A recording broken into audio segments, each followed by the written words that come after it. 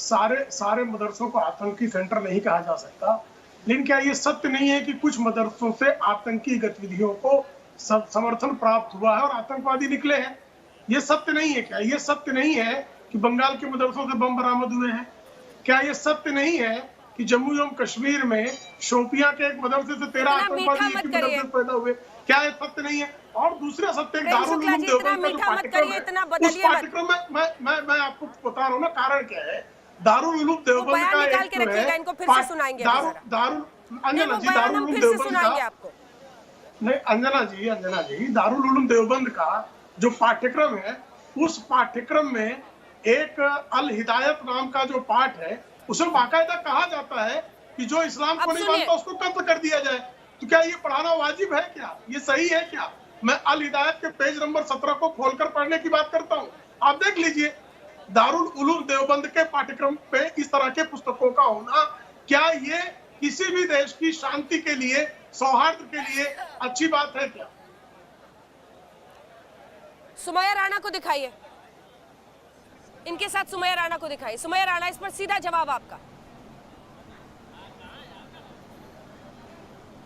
मैं ये कह रही हूँ, जिन सिलेबस की ये बात कर रहे हैं वो सिलेबस पढ़ाए जा रहे हैं, यानी कि कॉन्वेंट स्कूल्स में बहुत सारी पिछली मार्ककाट की चीजें पढ़ाई जाती हैं, सब कुछ सिखाया जाता है, तो उन सिलेबस को बंद कर देना चाहिए। रही बात इस्लाम, जो देवबंद, आप अगर देवबंद को स्पेसिफिक कर रहे हैं तो मैं देवबंद की बात कर रही हूँ। मदरसा देवबंद, जो उलमाए देवबंद है, उनका एक बहुत बड़ा योगदान है देश की आजादी में, और वो हमारे सर का ताज है। जो देवबंद का मदरसा है, इदारा है इतना बड़ा, आप उस पर उंगली नहीं उठा सकते, क्योंकि देवबंद में पढ़ाया जाने वाला कोई पाठ्यक्रम ऐसा नहीं है जिससे देश या देश के किसी भी वर्ग को डरने की या घबराने की जरूरत है। आप भ्रम फैलाते हैं। आप जब इलेक्शंस पास आने लगते हैं, आपके पास हिंदू, मुस्लिम, मंदिर, मस्जिद, इसके अलावा कोई बात नहीं है। प्रेम प्रकाश जी, कम से कम तथ्यों पर बात करिए। प्रेम प्रकाश जी, तथ्यों पर बात करिए। हवा में नहीं कि आतंकवाद हुआ था, उसने बम छोड़ा दिया, ये तालीम दी जा रही है, आगे जाके ये हो जाएगा, ऐसा कुछ नहीं हुआ है।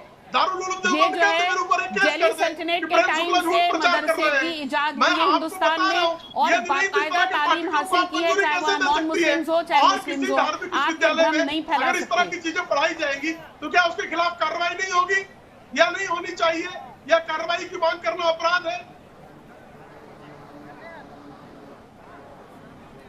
आपने क्या, आपको मालूम है कि देवबंद में ये पढ़ाया जा रहा है? हर बार आके डिबेट चैनल पे बैठ करके बोलते हैं, आपने कार्रवाई क्यों नहीं की? मैं आपको पुस्तक मार्क करके भेजने को तैयार हूं।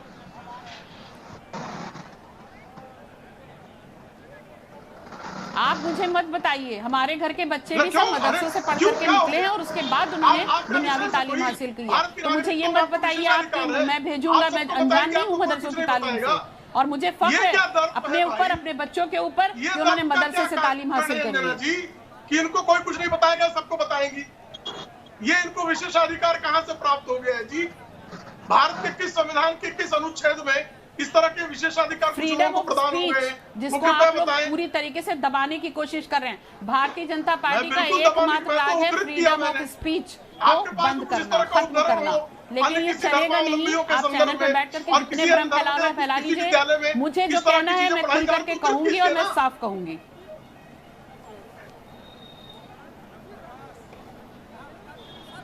आसिम वकार साहब, बीजेपी का ये कहना है, जो मंत्री जी ने कहा है, जिसको प्रेम शुक्ला जी ने जरा गोलमोल कर दिया था, मैं उसको स्पष्ट बताती हूँ शब्द बाशब्द। सारे आतंकवादी मदरसों में पले बड़े, कश्मीर को आतंक की फैक्ट्री बनाया गया, धर्म आधारित शिक्षा कट्टरता फैला रही है, मदरसे राष्ट्रवाद और समाज से नहीं जोड़ते, मदरसों को मिलने वाली मदद बंद हो। उनका एजेंडा तो बहुत क्लियर है, लेकिन सवाल यह है कि ऐसे कई मदरसों में शिक्षा की आड़ में संदिग्ध गतिविधियां चल रही थी, जिनकी वजह से ये परिस्थिति बनी है। अब उन पर कार्रवाई हो तो उसमें धर्म का रोना, और ये सरकार एजेंडा चला रही है मुस्लिमों के खिलाफ, ये वाली थ्योरी नहीं चलेगी, ये रोना नहीं चलेगा, जो आपकी पार्टी का खास कार्ड है, मुस्लिम कार्ड। देखिए, मैंने पूरी बात सुनी, आसिम वकार जो बोले वो भी जी, मैंने सबकी बात। मसला ये नहीं है कि एजेंडा इनका क्या है। भारतीय जनता पार्टी का एक एजेंडा है कि जितने भी हिंदू हैं वो हैं शिकार और मुसलमान हैं चारा। कांटे में जैसे मछली लगाई जाती है कांटा में चारा लगा के मछली फंसाई जाती है, वैसे मुसलमान जो है वो चारा है और हिंदुओं को फंसाया जा रहा है जाल में। सवाल का जवाब देखिए एनआईए की लिस्ट, देखिए मैं किसी के बीच में बोला नहीं। अंजना जी मैं बैठूं या चला जाऊं, मैं इस तरह की डिबेट में नहीं बैठता, प्लीज। मैं पूरी बात मैंने सुनी, आप गाली बकोगे तब भी सुनूंगा। सुनिए सर, जवाब दिया नहीं आप गाली बकोगे तब भी सुनूंगा, लेकिन आपके बोलूंगा किस तरह का डिबेट ऑर्गेनाइज करें? ठीक है, बारी बारी से बोलिए, बारी बारी से बोलिए, बारी बारी से बोलिए, लेकिन आसिम बकार जवाब दीजिए ना। कि मुस्लिम कार्ड हर बात पे तो नहीं चलेगी ना। जब देश के खिलाफ संदिग्ध आतंकवादी घटनाओं की बात होगी तब तो ये कार्ड नहीं चलना चाहिए।